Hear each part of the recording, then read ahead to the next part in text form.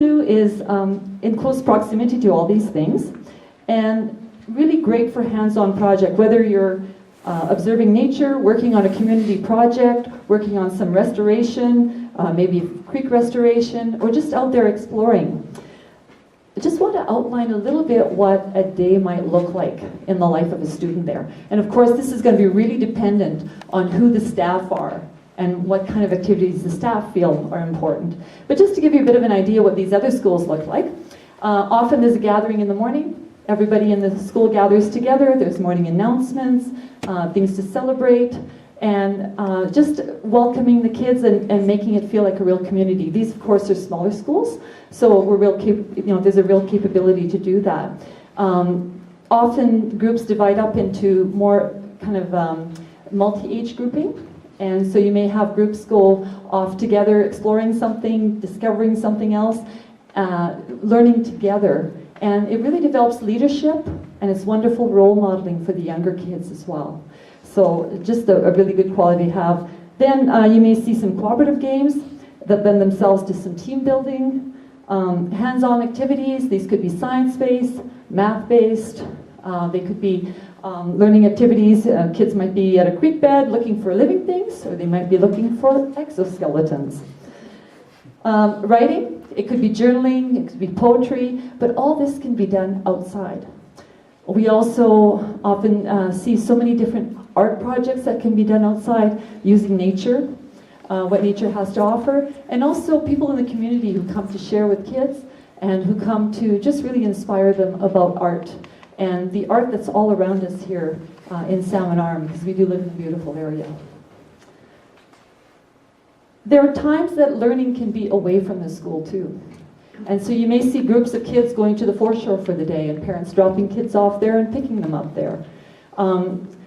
Salmon Arm does have, being that it's just multi-geographical locations, there's just these little mini treasures all over the place that you can go 20 minutes from the school in all directions and you will find many, many different learning opportunities for kids, which is wonderful. We're really well located that way.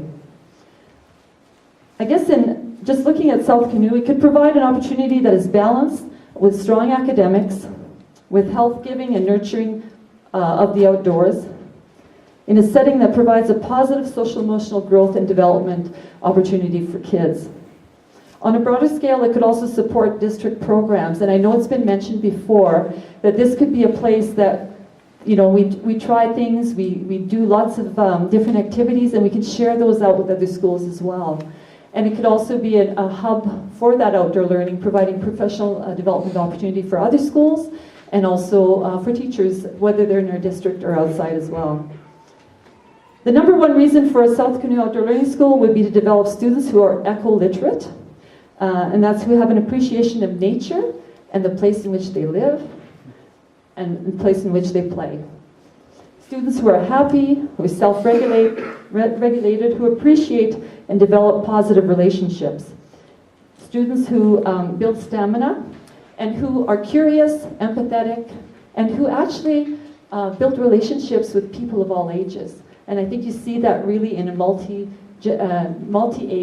community-based school. So I guess, all in all, we can see a student that achieves academically, flexible thinker, creative, and who communicates well with others. So just that in closing, we will have an invitation out to all of you who want to show interest to the school at South Canoe. I think you have forms with you. We'll also stay here to answer any questions that you may have. And I don't know, Carl, do you want me to turn over to you for questions, or Irene? Irene, maybe we'll have you come up. Yeah. So thank you very much, and I hope you will consider this little school as a possibility.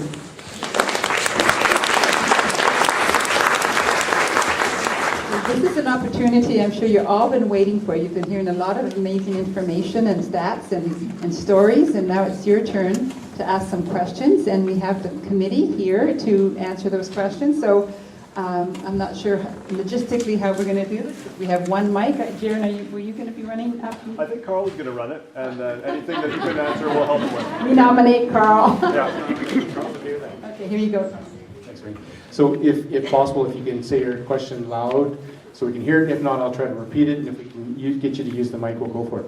Sir? I haven't heard the word agriculture. Is there any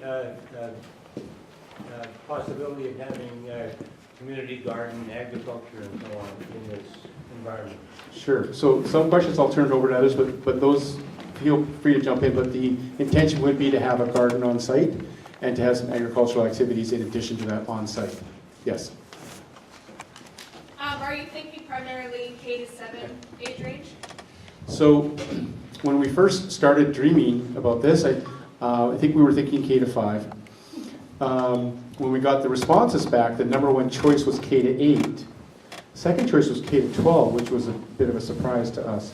So we haven't made that decision yet. We are leaning towards K to 8 or K to 5, to be honest.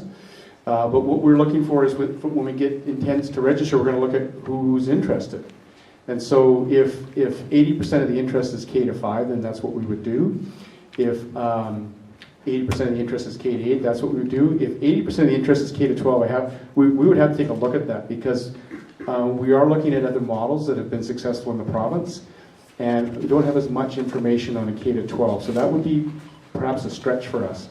But we have certainly not made a decision between K to 5 or K to 8. Yes? I have a second part to that question. Just in the research that you reviewed, was there any evidence that indicated how students that have gone through that program in grade 12 do in post-secondary education? Well, if you can hear me, I don't think, at least in BC, these schools haven't been running long enough to know, right? Yeah, in other regions. Yeah, like how that's do they that's a good question. I would like to look into that, but yeah, that's a very good question. I'm not sure the answer. Yeah. I'll follow up that. Yeah, so I was curious if there's any response about from the standardized tests, how those schools are reflected through the results. But my other big question was I am absolutely thrilled with this idea. I love it. I'm curious about how are the outdoors going to cooperate with this whole endeavor? Being that we've got, like we had rain for 2 months in May and June. We can be outside in the rain, that's fine. Is it going to reduce the amount of exposure to the outdoors? Plus, November 2nd, we're in freeze. I'm just curious, is there proactive thought of how, is there a certain amount of time we're outside, minimum, or? You guys want to take that? Sure. I was out today with my class, and we had a great time, and I felt like we didn't have enough time outside. There was no complaints of the kids being cold. In Finland, the preschoolers are spending so much time outdoors. It's about proper clothing, really, and preparation and training, right? So the kids and the teachers as well are very adaptable, and I think humans have proven to be that way. And when you look at Maple Ridge, you didn't see a single child complain. The 2 days that we were there, it was sleeting. It was freezing cold. We were a bit cold. The kids were not, and they were well dressed, and there was no issues. So I think, are we going to force a writing activity when it's sleeting outside? No, we would do that indoors. But maybe we'd take a whole bunch of observations, and that might inspire, an interesting story, indoors, right?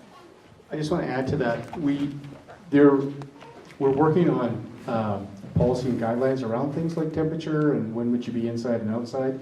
We're also aware that it's going to require thinking around what kind of clothing students come with and what kind of boots and things like that. And one of the things that we are considering is we want to make sure this is open to everybody. And so we know that not all families necessarily would be able to get the right kind of boots or the right kind of coat to take advantage of that. And so we don't want anybody not to be able to participate. So one of the things that we are putting into our proposal is budget for students that may not be able to purchase the proper kind of coats and the proper kind of boots, because we don't want this to be just for people who can afford it. This needs to be for every kid and every opportunity. So we are thinking about those things too. Here, and then I'll come to you, sir.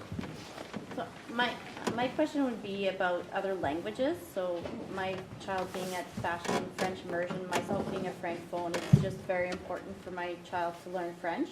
Sure. And that would be, and I'm open to, my mom as a teacher always said, the more languages the better, because you're open to other cultures when you learn that language. So I guess my question is, would it be a consideration to have a multilingual program? So we're not starting at that, that's not our starting point. So our starting point is that it would be the provincial curriculum, it would be English track, and that we would deliver French core as we do in other schools other than French immersion at Bastion. So that's our starting point. Anybody want to add to that? Or? I do, yes. Okay. Chairman would like to add to that. They are learning a language, eco-literacy, right? And I think part of the reason that I like French immersion for my own children is that it allows their brains to work in different pathways. And I think this type of program offers the same thing. You know, it doesn't offer a cultural language per se, but I think it's a language in itself, and it allows for learning in some of those unique ways that language provides. So that's my little 2 cents. So, Yeah, would the classroom work be less of a student per desk and rank and file? Would it be more modular, sort of group-based? How would that work? somebody want to jump? I have a thought on this, but anybody wants to jump in? Okay, so I don't anticipate that we would be having traditional chairs and desks and that kind of setup. I think most of it would be group works and table work and things like that. But I would expect that the staff would have, we've talked about different classrooms being set up differently, that you may not necessarily have one place that's yours, that the school would rotate. So that would connect to things like technology. Do we need technology in every room, or do we have one location?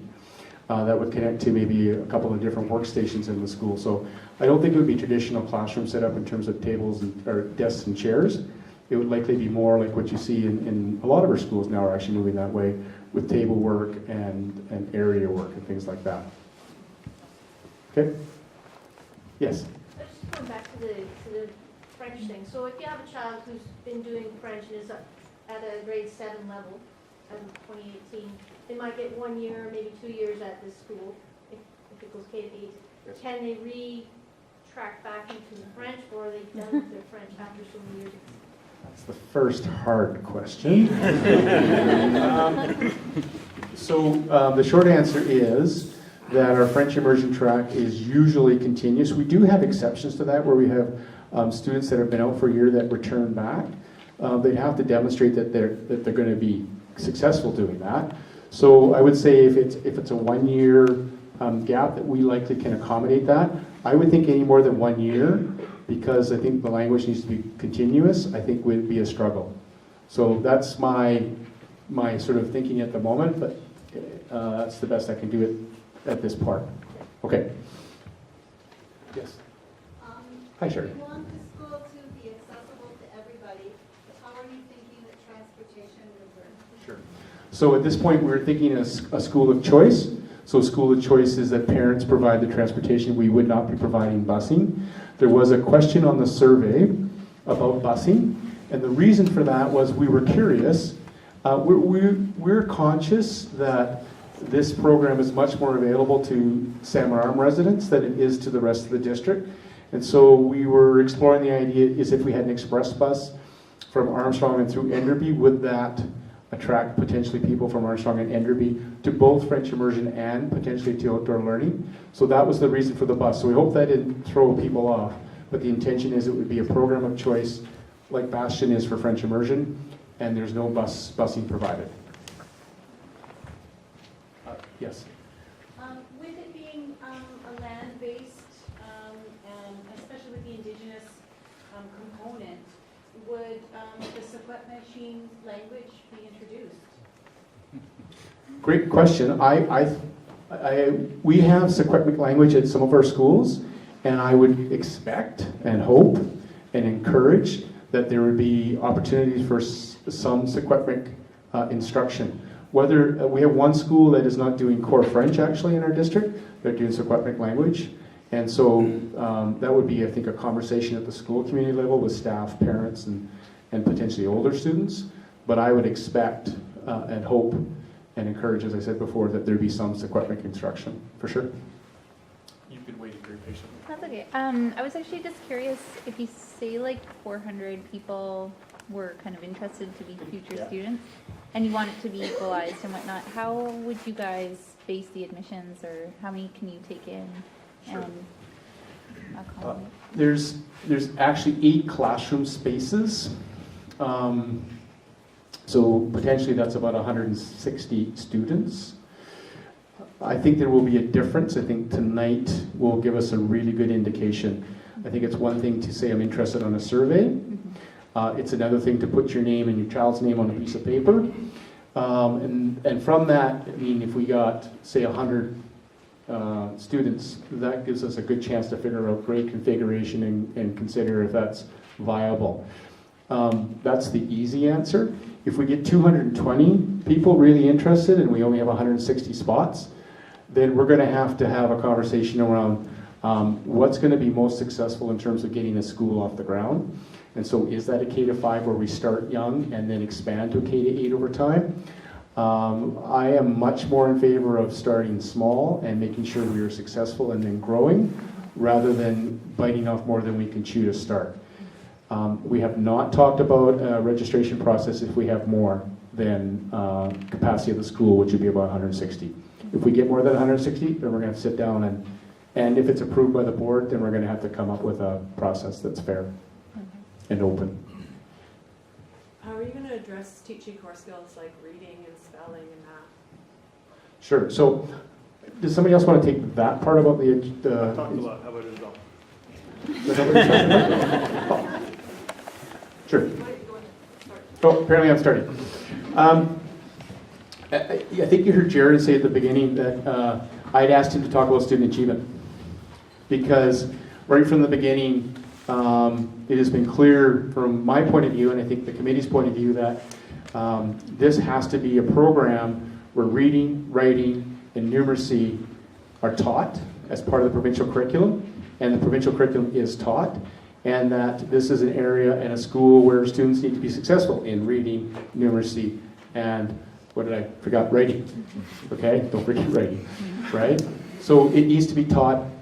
The difference is where it's taught. It doesn't all have to be taught in the classroom, and I think there's really powerful arguments and lots of research around that actually can get really good writing, reading, and numeracy taught outdoors in addition to indoors. Not everything will be outdoors.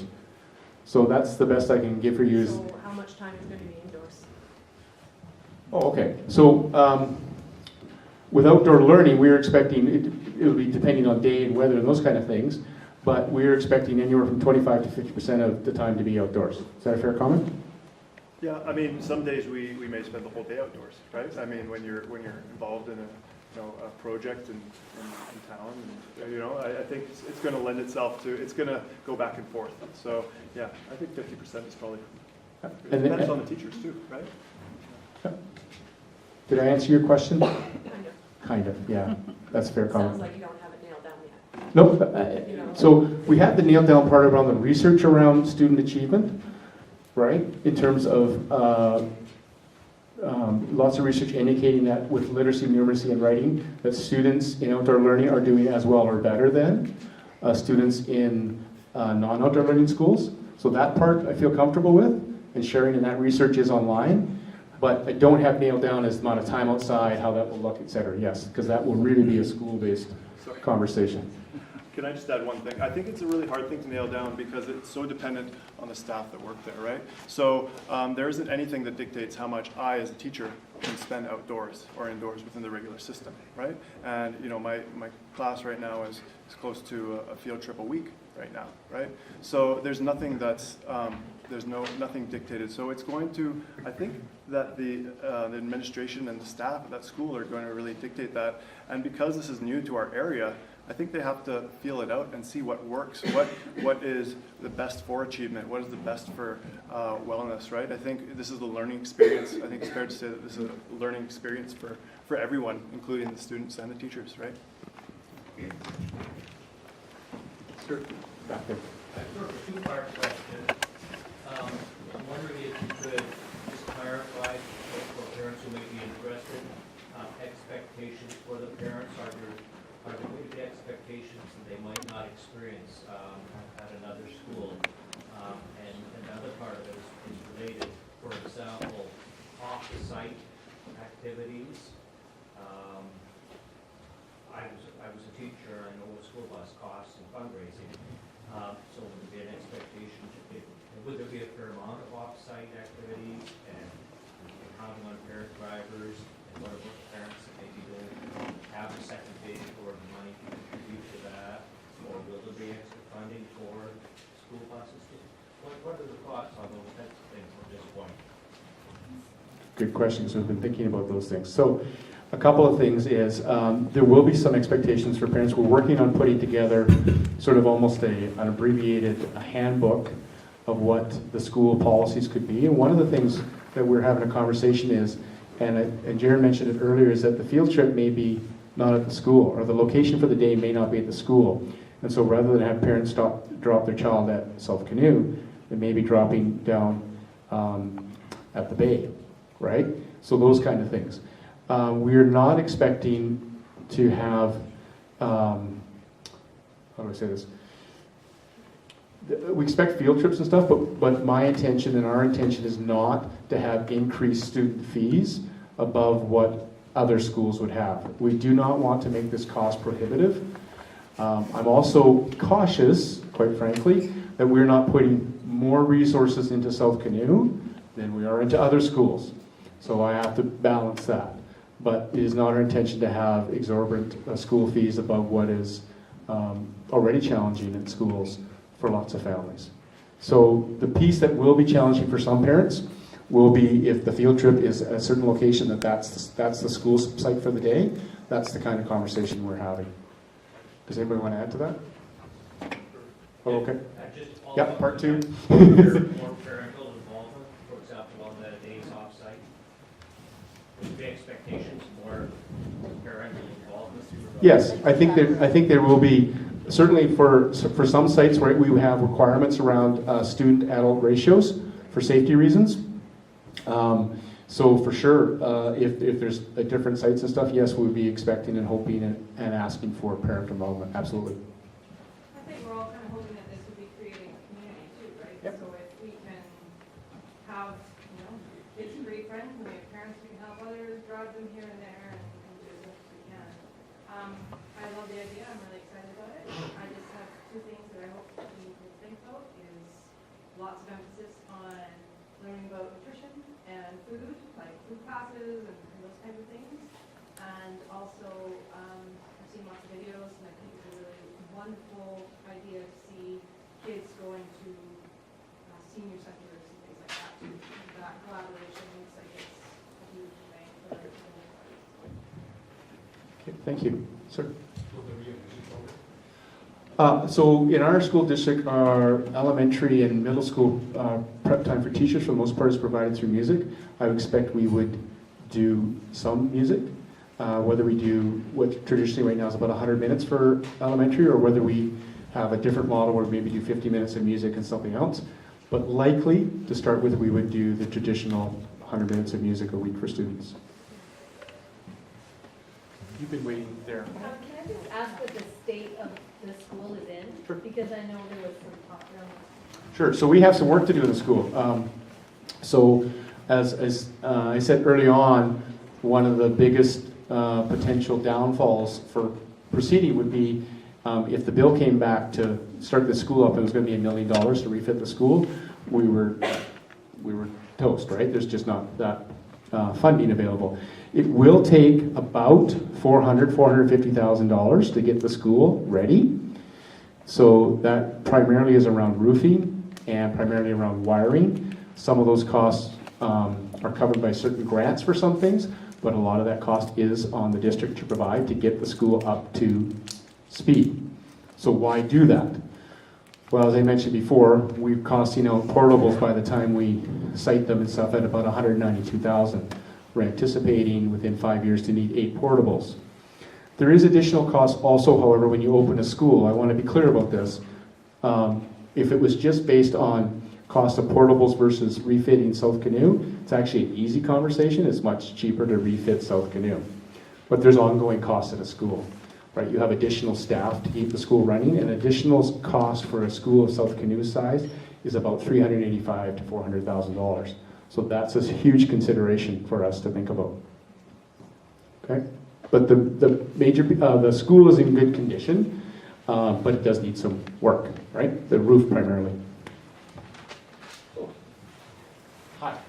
With the attachment work right now, so we live in South Canoe, we have to go to Ranchero, would that change? And would South Canoe get, I wouldn't want to say dibs over the school if we applied, but would that change in terms of attachment?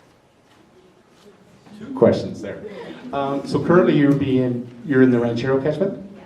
So we're not anticipating changing any catchments at this time. So you continue to be in the Ranchero catchment. So if you're not interested in attending the outdoor learning school at South Canoe, you would attend Ranchero like you do now. Would you get any dibs on the school because you live closer to it? My initial reaction to that, and again, this is just me talking, I haven't talked to the group or gotten input, but my initial reaction would be no. I think it needs to be a level playing field for everyone. I have two questions. Everybody's the two question part, okay. So I know we talked about busing, but Yes. would there be busing for kids within the catchment area?